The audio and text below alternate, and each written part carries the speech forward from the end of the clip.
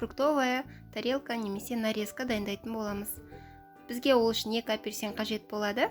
Апельсинді осылай кесіп дайындап аламыз.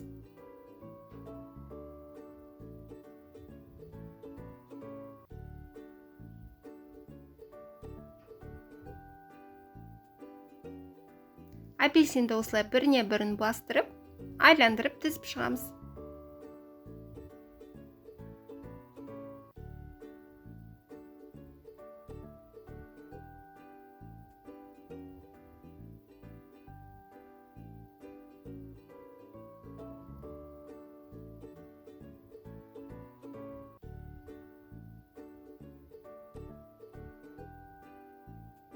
Бір апельсин жетпегендіктен екінші апельсинді турадым.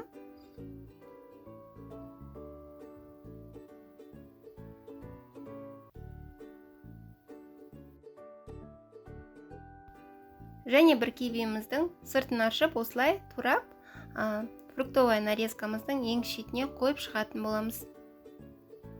Өздеріңіздің фантазияларыңызға, қалауларыңызға қарай әдемілеп, әсемдеп дайындай берсеңіздер болады.